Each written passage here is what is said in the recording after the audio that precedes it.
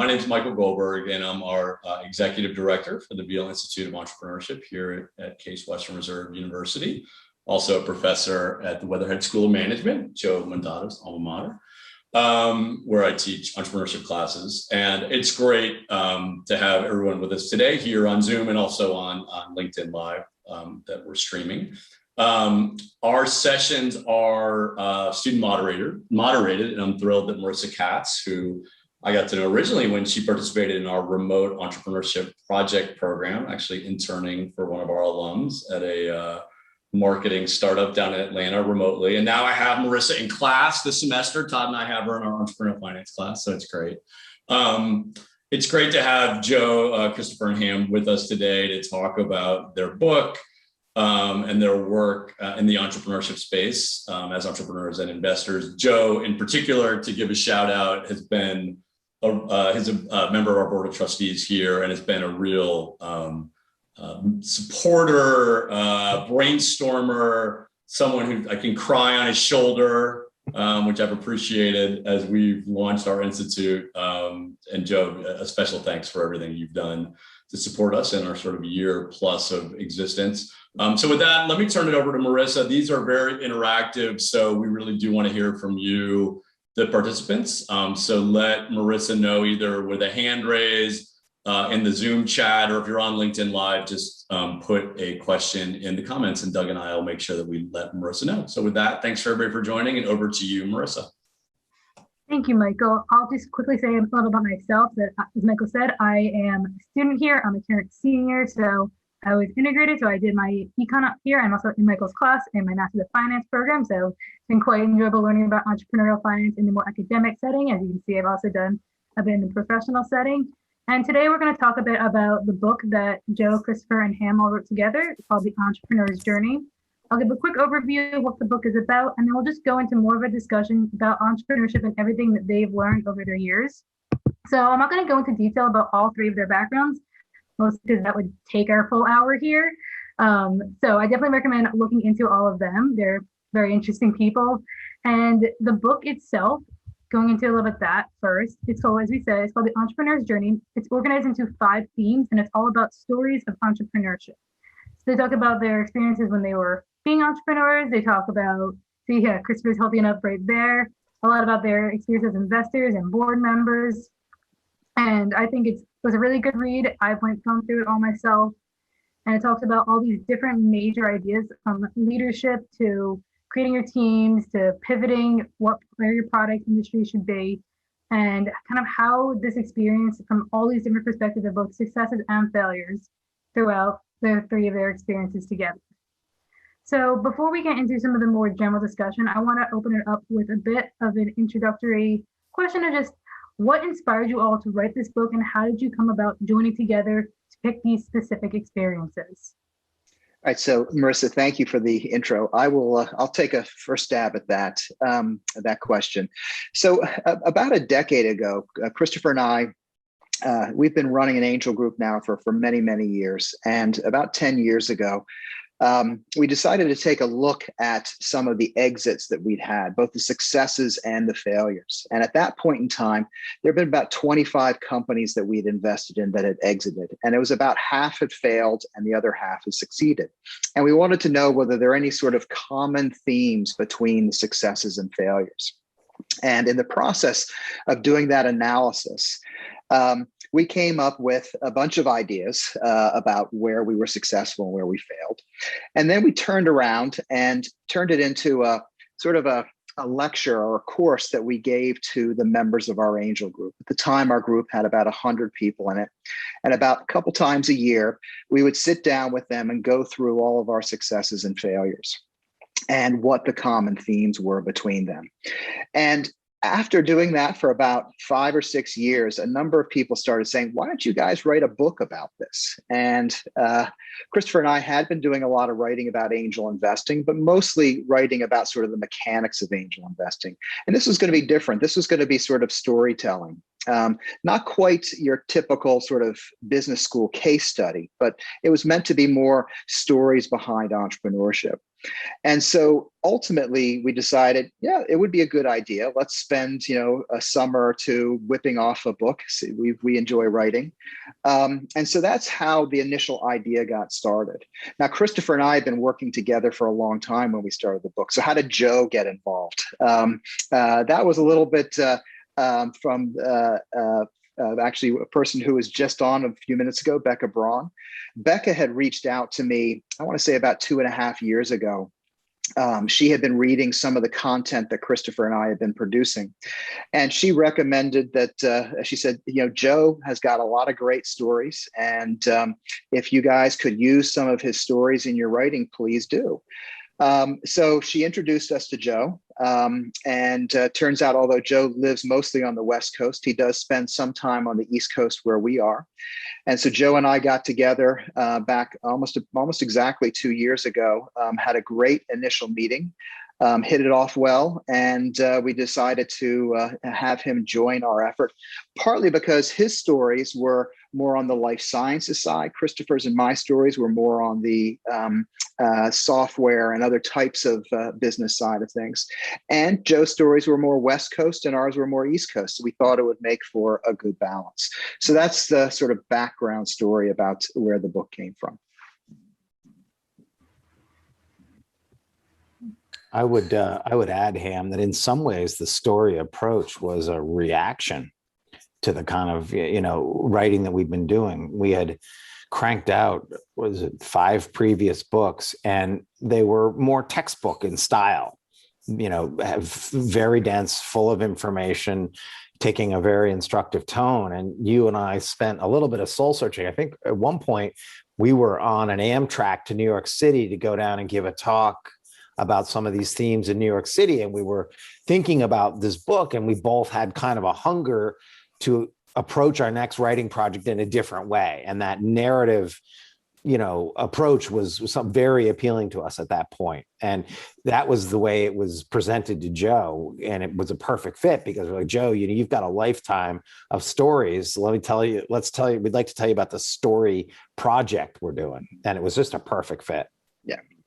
And the book, it's always been on my bucket list. I wanted to do it. And little did I know the amount of time, effort, and brain damage that goes into the book. So having the opportunity to do it with Christopher and Ham and their extensive writing background, it was a pleasure. And it was a great learning experience for me. The second thing is, some of the stories, some of the companies that I have been involved with, they really deserve to share the good news and the bad news, the ups and the downs with the greater entrepreneurial community, right? And that's something I've always wanted to do, and it worked out. Yeah, thank you all for kind of discussing how we even came about to the point we are today. And before we jump into some of the more specific stories or the ideas that really we talk about in the book, I just want to give a brief overview of these themes that we've been discussing, kind of a bit more the structure of where we're going to go through from here. So as I've said, there are 5 themes in this book, and they are: who cares about your product? Should you be on the jockey or the horse? So like, where should you be like position-wise in the company? Does smart money invest in bits or atoms? So like, what part of the life cycle of the company? What difference does timing make? And we all know timing is very important. And will your company be bought or sold? So these are the titles of those 5 themes. And I want to know, what were you guys focused on most when you were selecting these important themes to emphasize throughout the book? All right, so Christopher, do you want to take a first stab at that? And then Joe and I will jump in. Yeah, I mean, it's dangerous to oversimplify because startups invent new ways to fail every day. So you have to be a little bit careful about trying to generalize. But that said, when you do work with a lot of startups, and Joe has worked with a tremendous number in his career, as has Ham. In fact, Ham has founded 4 software startups. You notice that some of the issues tend to fall into patterns or groups. They tend to group. And when we began that study of our exits in 2012, which was subsequently updated multiple times, and we had many more exits added to it. We originally discovered that there were, depending on how you count, 7 or 8 really core lessons that sort of started to emerge. For example, on bits versus atoms, Marisa, as you were talking, the challenge associated with the economics of selling a physical hardware product, as contrasted with the somewhat greater margin for error with a software company. And I use the word margin with understanding that there's a double entendre there. And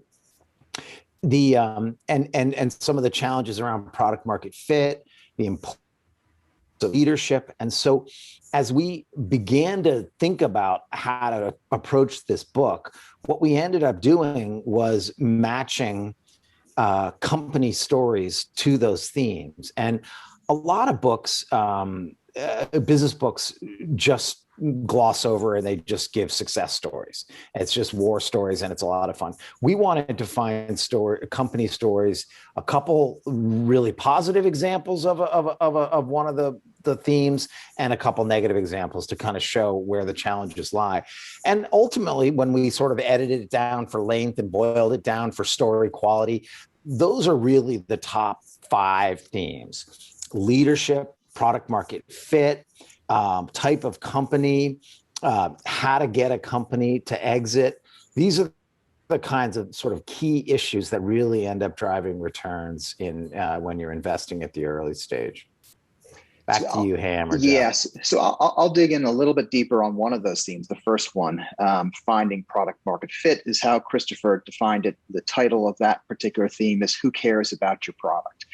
One of the things that we see over and over again with early stage companies is many entrepreneurs, they see a problem, they build a product, and then they go out and they try to sell, and no one's interested, or very few people are interested. And largely the failure there is in really understanding the customer.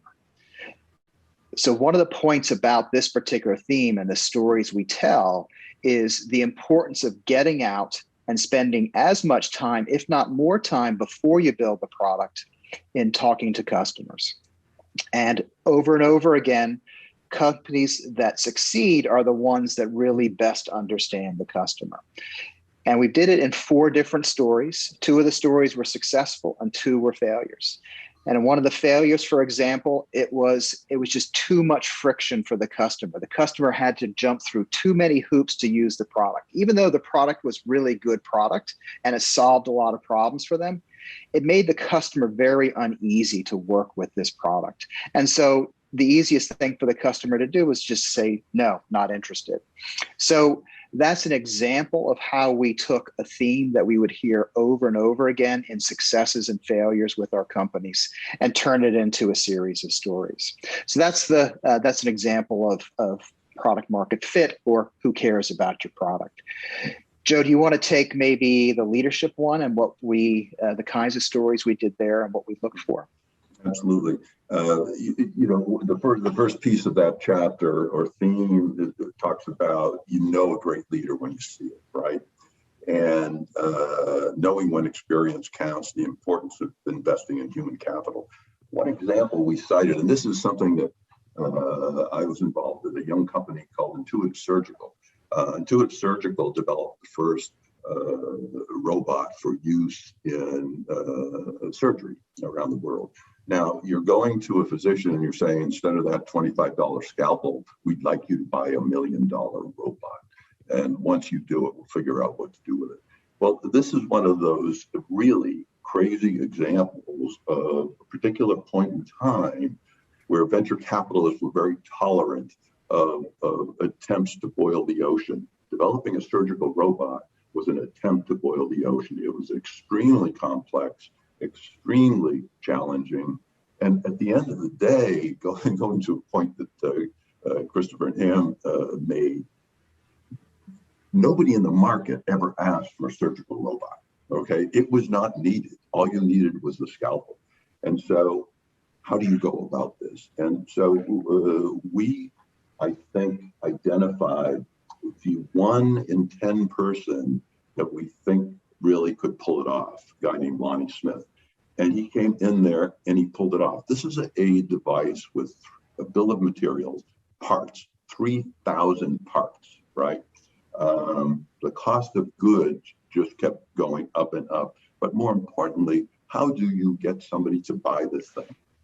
At the end of the day, the approach was a direct-to-the-consumer approach.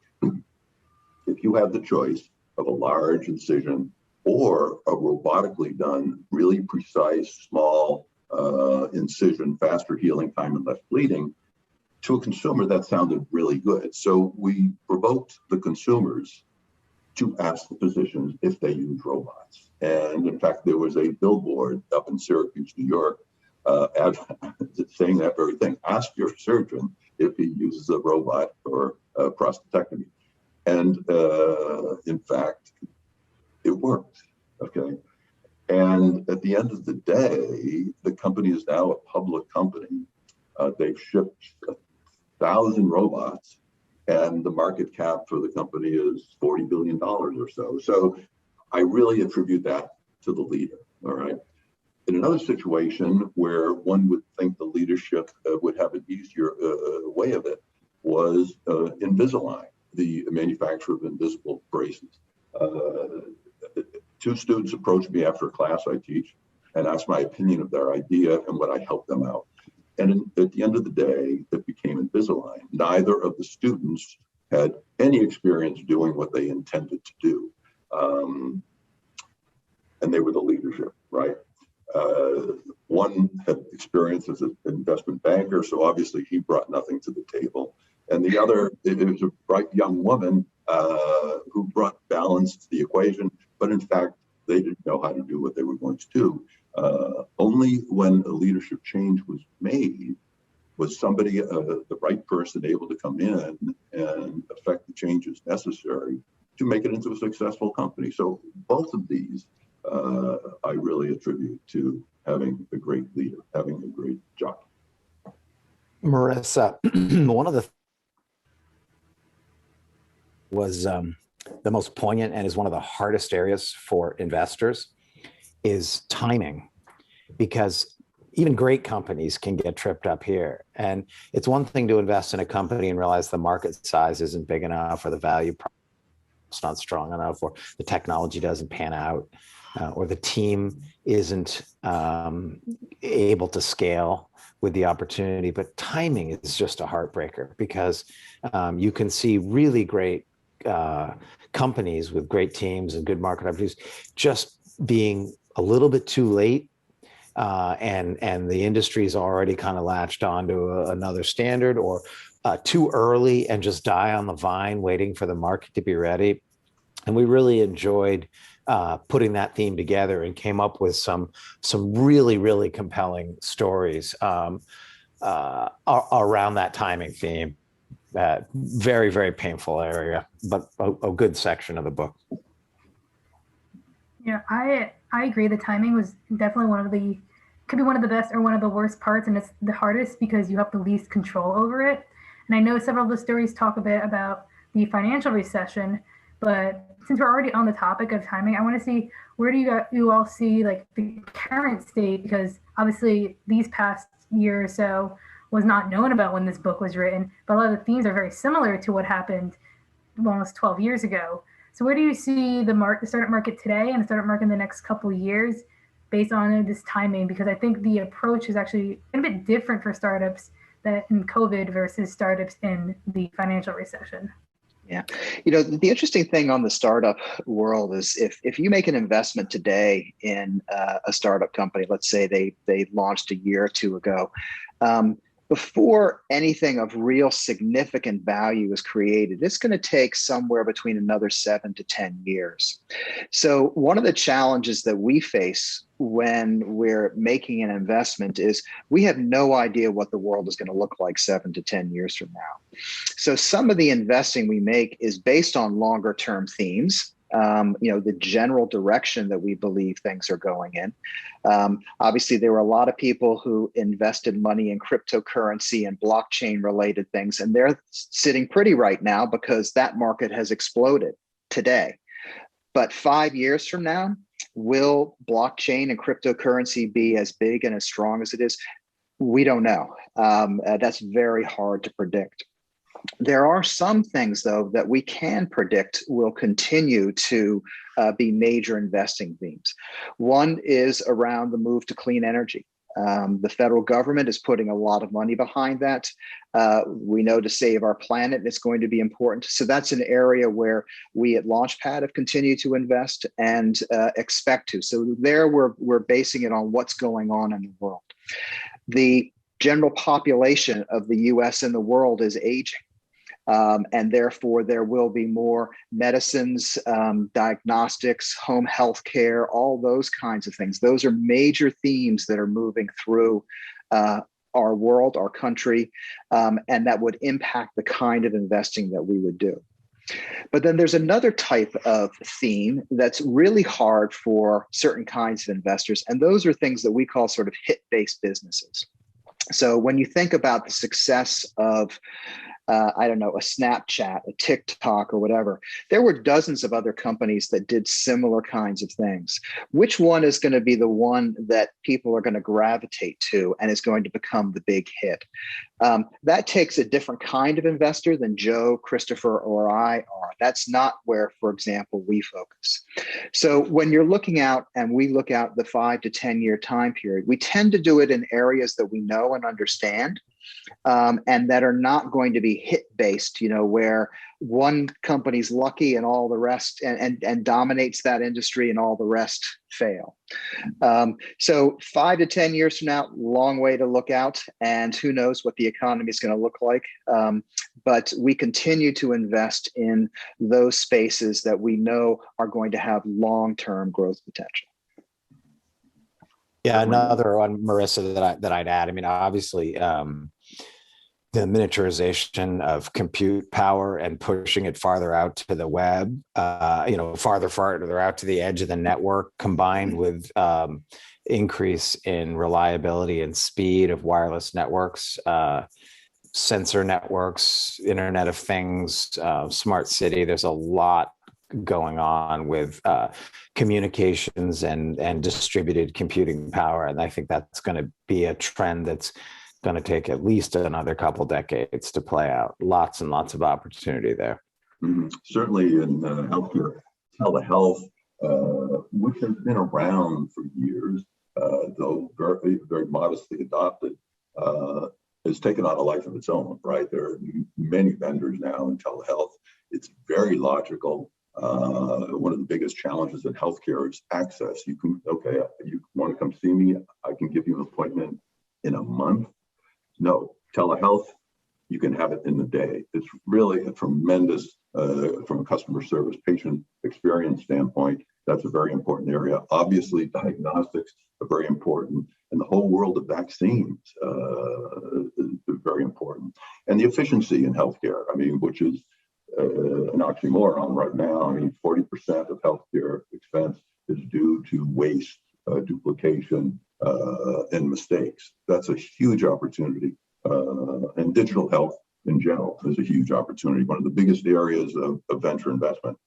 Now, having said that, and to expand on the answer to the question, this is an extraordinary time for healthcare. It's an extraordinary time for venture investing. I mean, the sheer volume in investing has gone up dramatically.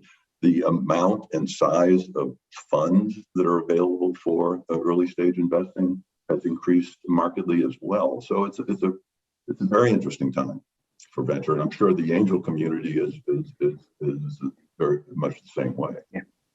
Marisa, a question has come in over the chat, which I think would be a good one for us to dig into. And actually, I'm going to point it towards Joe, and that is, a question around, how do you spot a great leader? What is it about? Joe, in the case of Lonnie Smith, or some of the other great leaders you've worked at, what is it about them that makes them a great leader? Mm-hmm. It's very interesting. With Lonnie, he was he still is, he's a very humble guy. And for him, it's all about the people around him. It's not at all about him. And to see him treat his team with the utmost respect, as a great listener, as very decisive, all done with a high degree of humility, was really a pleasure. Backing that up was a decisive, competent, action-oriented kind of person. So I think the qualitative aspect of leadership is really critical. And I think that begins with humility and treating people with the respect and dignity that they deserve, and looking to help them succeed more than worrying about your own personal success, right? I think that too is critical. Ham, you and I have sort of developed a framework for evaluating startup leaders, which is a subset, right, of general leadership. It's a very particular kind of thing. Given that we have an entrepreneurial audience, would it be helpful for you to maybe sketch out that framework, and then I could add some color commentary? Yeah, I think that's an interesting approach. So early on, Christopher and I sat down with one of our members who is really kind of an expert in the people development side of things. And she stepped us through an exercise to help us extract the key characteristics that we found in our most successful entrepreneurs. And ultimately, it boiled down to 5 different characteristics that we look at. And, you can add to this, and some people might disagree with the 5 that we came up with, but I think the first 2 are ones that have to be there. So number 1 on our list of key characteristics of great leadership is integrity. Without integrity, you have nothing. And if we sense any lack of integrity in the early stages before we make an investment, we run away from that potential investment. So integrity, number 1. And the reason for that is just to drop a footnote, Ham, is that equity investing is non-recourse investing. It's not like you're a bank with collateral or a legal right to repayment or a security interest in someone's home. You are tremendous discretion. Give them money in exchange for shares in their company. And if they aren't a super high integrity person with good judgment, you're taking on tremendous risk. And so integrity is just such a foundational principle to this kind of investing. All right, sorry for the interruption. No, that's okay. Number 2 is tenacity. Starting a company is not easy, and you don't get success overnight. It is a long haul. As I said earlier, you're talking 7, 10 plus years before you typically see real success with a company. Yes, there are exceptions to that, companies that take off overnight, but by and large, a significant majority of companies are long-term efforts. And tenacity is really important because as a leader, as a CEO of a startup, you're going to have lots of failures along the way. And if you don't have the ability to get back up off the ground, brush your knees off, and continue to move forward, you'll never make that company a success. So we look very much towards the personality of that individual. Do they have that core capability, that core inward strength of tenacity? Number 3 is a combination of IQ and EQ. We've met some very, very smart entrepreneurs who were impossible to coach. And would not take any outside advice and were not good at hiring people, et cetera, but they were brilliant. That's not necessarily a good combination. Again, you can find exceptions to that. Steve Jobs would be an exception to that. His EQ obviously can be questioned. But by and large, we look for someone who's got the smarts to be able to run a company, but also has the personal skills to be able to communicate with their employees, with customers, and with potential investors. So that combination of IQ and EQ is a really important factor to balance things out. Next on the list, which isn't as critical, but somebody on the team has to have that, and that is a really deep market awareness. You're going into a new market or a market that's already existing. You have to understand that market space. Now, that might not be the CEO. Maybe it's the chief technologist or the head of marketing or whatever. Somebody in the organization, though, has to really have a deep understanding of the people they're working with. And to be clear on that one, it's, with emerging brand new markets, it doesn't necessarily, you don't need gray hair or deep industry expertise. In some cases, what Ham's talking about is just total empathy for the customer and a complete understanding of the problem. Even if a market hasn't developed around that problem yet, the company's not going to be successful if the leadership team doesn't feel that problem and understand that problem in their bones. All right, and then the last one is a little bit more complicated to define, but we use the term presence. And what we mean there is the leader, the CEO of the company, is able to come into any meeting, again, whether it's with employees, customers, or investors, and be in charge, be in control of that meeting. Not in a way that is trying to flaunt their ego or dominate, et cetera, but they are the kind of person that you're going to want to listen to and follow. And that ability to have that presence is critical in all stages of the company. It's obviously critical in the very early days when you're trying to convince investors to put money into the company, and those first customers to trust you that this little tiny startup can actually deliver on what they claim. And then it continues to be important as the company scales and you have to bring on great talent to the company. A CEO fundamentally has three responsibilities. Number one is to hire and retain a great team. Number two is to make sure there's money in the bank, that the company is properly financed. And number three is setting strategy. So having that presence, that ability to communicate, to control a room, to be seen as the leader is critical in all three aspects of that leadership job of team, finance, and strategy. Marisa, if I could, I'd love to expand on one of the things Ham touched on, because it ties together some of Joe's comments around humility, and Albert just referred to this presence concept as gravitas. And that is the importance of EQ. IQ is understandably important, right? It's a hard job, and you have to be pretty bright. You have to go to Case Western to succeed as a startup founder. But EQ turns out to be devilishly tricky and important.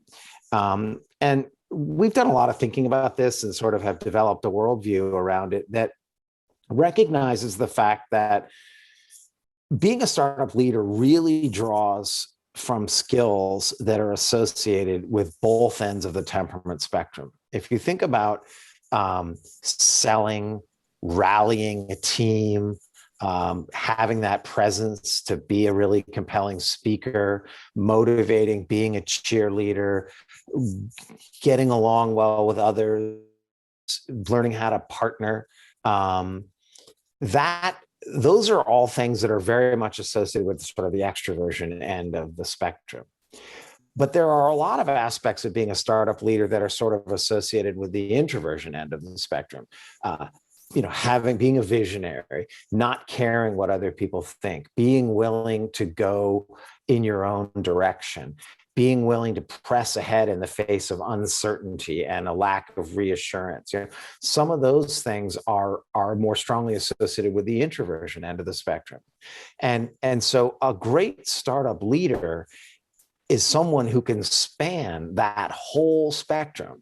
And those people everybody falls somewhere on the spectrum, and some people have more bandwidth or coverage of the spectrum than other people. But startup leaders really need to be able to cover a pretty full span. And we'll give one concrete example of this, just to kind of flesh this out before moving on to our next question. And that is that sometimes people ask, me and Ham, Joe, what's a great startup leader? What's the difference between a good startup CEO and a great startup CEO? And I will sometimes answer, a good CEO will pivot, but a great CEO will pivot in a capital efficient way. And what I mean by that really ties back to emotional intelligence. Any CEO who gets her back up to the wall and runs out of money and it clearly isn't working will pivot, right? Because the only other alternative is to quit, shut the company down or whatever. So there, anybody in that situation, regardless of their emotional intelligence, will pivot under that circumstances.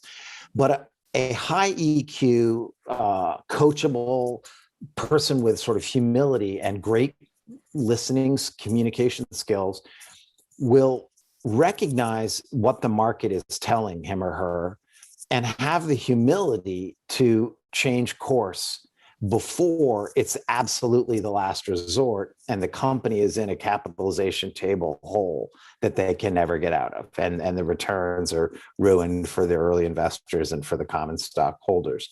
So a very, very real world application of emotional intelligence that can make the difference between an okay financial return for the founders and the early investors and it really goes back to that emotional intelligence, that humility, that willingness to admit that maybe the plan needs some tuning, that the market is to tell us something, that I'm going to step up and admit I was wrong and make the change that needs to be made now when it isn't my only option, when it's easier to just keep spending money on repeating the same experiment over and over. I'm not going to do that. I'm going to stop the music and I'm going to adjust my sails and change my course while there's still capital left over to fund a new direction. So that's a practical application of the importance of EQ. Thank you. I want to quickly thank Albert for the question about leadership that got us through this whole topic. We do have a couple questions in the chat. So first, Albert, if you would like to come off mute, you can ask your follow-up question here, and then we can move through some of the other questions that have been dropped as well. Okay, let's see. I was asking, same for me to ask the question? Yes. Okay, the question was around higher ed and whether it will continue to play a substantial role in tech transfer and tech translation activities. I mean, you see that in pockets. I mean, the Stanfords of the world, the MITs of the world, that end up being these startup engines. And yet, as you look at the change in funding landscape, particularly federal funding, outside of, say, NIH and such, do you think that higher ed will continue to play a significant role in startup generation activities? It can if it gets better at its game. Go ahead, Ham. Yeah, so Christopher and I are based in Boston, and obviously we have MIT, Harvard here, which are producing a lot. But in addition to the big names, those two big name schools, there's Northeastern, there's BU, there's Babson. I can go on and on. Tufts. I can go on and on with the list. And what we've seen happen in the last 10, 15 years is the number of entrepreneurship programs has grown significantly. And it's not just the MITs and the Harvards that are producing really interesting technologies. I'll give you one example. Boston College is not known as a leader in entrepreneurship, but the biggest, most recent exit from Boston was a company called Drizzly, which was founded 7 years ago by two undergrads at BC. They were just bought by Uber for $1 billion. So these entrepreneurship programs that are starting up, have started up or are starting up all around the country, I think are going to be a great source of companies. Now, a lot of them aren't going to go anywhere. As we all know, most startup companies never really amount to much. It's a very small percentage that ultimately end up being big exits for the investors and the entrepreneurs. But there's plenty of capital in all locations around the country. Christopher and I do a lot of work with other angel groups around the US, Christopher in particular in his role with the Angel Capital Association. And there's a real desire for investing in local companies by angels around the country. So as long as the higher ed community in wherever your location is developing these entrepreneurship programs and running them and giving the students the support that they need. There is investment capital to help them get off the ground. So, and I expect to see that this is going to be a continued effort for decades to come. However, Albert, to kind of get back to your TTO question around the tech transfer, the entrepreneurship programs are running rings around the tech transfer programs. Investors cannot deal with most of the stuff that comes out of tech transfer offices in the form that it comes out. Yeah. And one of the things that has made MIT such an incredible powerhouse for commercialization of research and development, something that most schools don't even appreciate. Oh, sorry, am I breaking up? Yeah. It does a very good job at something that most schools don't appreciate the importance of, and that is what we sometimes refer to as founder dating. And MIT does a very, very good job of sort of putting the business school types together with the engineering types and putting a team around a piece of technology.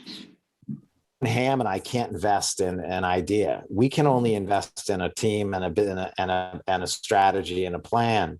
And until tech transfer offices understand that they've got to build teams around their technologies and they've got to offer those technologies on commercially reasonable terms, they're not going to have the impact they otherwise could have. The world is hungry for new ideas. There's tremendous value in the laboratories at Case Western and every other top tier university in this country, but it is going to waste. The patent clocks are running, and there was a guy who wrote a book called Rembrandt's in the Attic, and that's really what we have at most universities because the TTOs are not meeting their investing partners where they need to meet them. Yeah, one other thing to just add to that is the fact that I think, I'm located here in Northeast Ohio and do a lot of work with Case, in fact, on this topic. But the thing that you really do need is a whole ecosystem. And and when you go to the coasts, to the Valley, or if you're in Boston, you have an intact ecosystem. And there are multiple parts. It's everything from capital to the tech transfer operations, to the scouting, to the executive teams that have done it before. And I think that one of the things that is often overlooked is the multiple parts of the ecosystem that also have to thrive for you to be able to really generate that kind of engine. Yeah, no, I would agree 100% with that. There's an organization not too far from us called the Woods Hole Oceanographic Institute. They're about 70 miles away from here. They have amazing technology that's coming out. So great team of scientists, but there are no business people down there who want to help those scientists build their businesses. Therefore, nothing ever comes of it. And that's only 70 miles away from the Boston Cambridge ecosystem. So it's important, Albert, I think you hit the nail on the head, to have everything in the ecosystem, the technology, the business people, the investors, and the legal talent. And the culture, obviously, the culture. But to your question, a great example is Case. If you look at Case 5 years ago versus where it is today, you've got the Veale Center, you've got ThinkBox, which is by any standard extraordinary asset for the university, where anybody in the community can come in and develop a product from idea to prototype.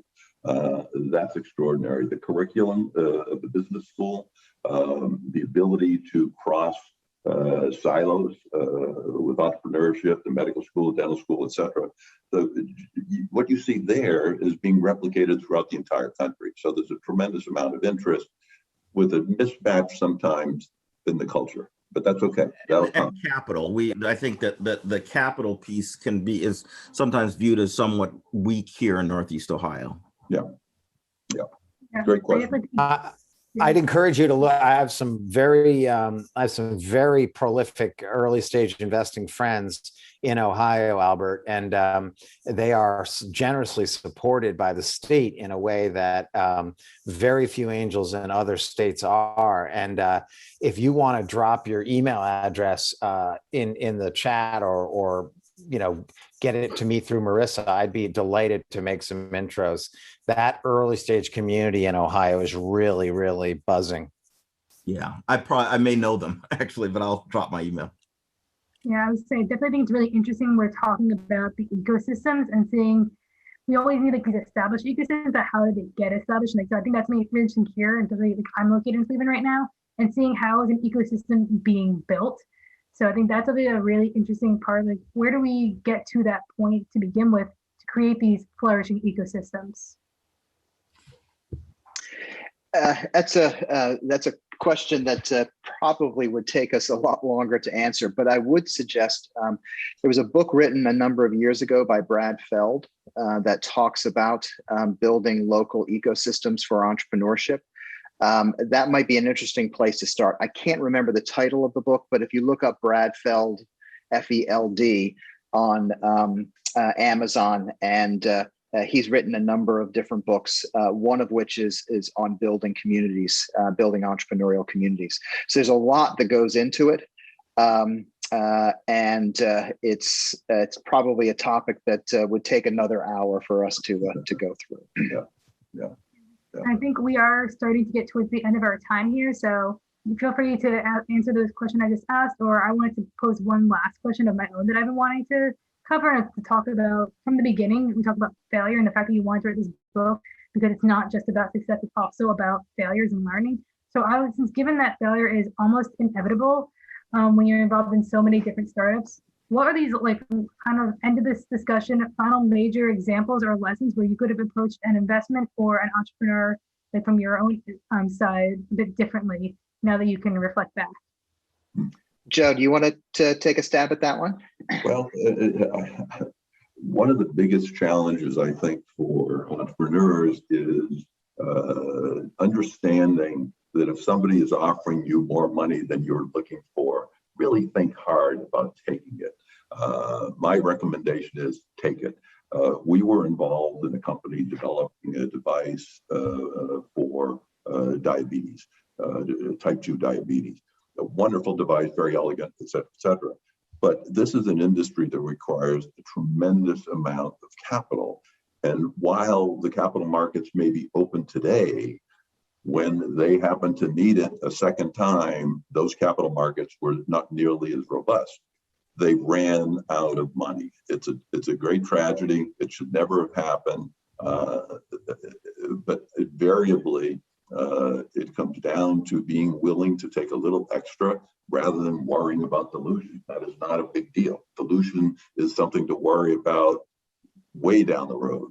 So raising enough capital to get the job done, I think, is one of the biggest challenges for young entrepreneurs. I'd say, Marisa, just on the theme of failure, the acceptability of failure does vary a little bit from region to region. It's probably California's culture is probably a little bit more tolerant of failure than maybe like the taciturn New England culture. But for the most part, failure has the significance that the entrepreneur assigns to it. I sometimes joke that with my MBA students when I teach that, what's the one thing you have if you fail? Proprietary market knowledge. What doesn't work, and a lot of go through failures and experimentations on their way to success.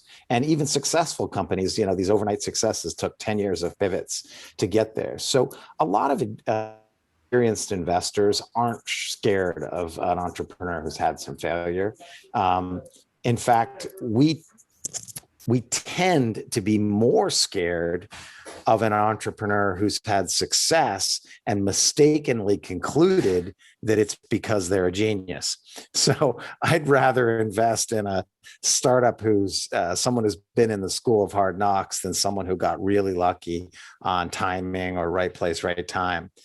So I think failures, it goes with the territory, and it's not something that young entrepreneurs should fear all that much. Yeah, and if I were to pick one area where I think a significant percentage of failures are, it's the company never finds product market fit. They think they've built the greatest thing for their customers, but they didn't do enough digging to really understand the customer. And ultimately, the product becomes a need to have versus a nice to have. Or another way we describe it is, are you selling aspirin, oxygen, or jewelry? Aspirin, you need it, but you can kind of you can suffer through that headache. If you don't have oxygen, you're going to die. And so we really try hard in the early stages when we're doing diligence on a company is to understand, are they selling aspirin or are they selling oxygen? By the way, we don't invest in jewelry because we're not good enough to figure out what the next fad is going to be. So for us, it's all about nice to have versus need to have. And I think some of our biggest mistakes have been when we thought it was a need to have, but it was really a nice to have. Okay, I just wanted to take the moment to thank all of our speakers. I apologize if you had a question or had a thought that we couldn't get to. Definitely said, check out their book, The Entrepreneur's Journey. I'm going to turn it over to Michael for any closing thoughts about what the Veale Institute is doing next. Great. Marisa, thank you for moderating. It's awesome seeing you flex your moderation muscles here. It's good. You know, we turn out great students and great future moderators of events. So it's awesome to see you engage in conversation. Joe, as usual, thank you for coming back to campus, at least via Zoom. And Christopher and Ham, was great. I know we connected before this session. The book is great. It's a wonderful resource for those of us sort of working in this space. I also loved your inspirational comments about the role that entrepreneurship centers and institutes can play. And we're working on it here at Case Western Reserve. And these series and speakers that bring in folks like yourself to share ideas with us is really thought-provoking, and I think helps us very much as we think about things we can do in Cleveland and connect with communities.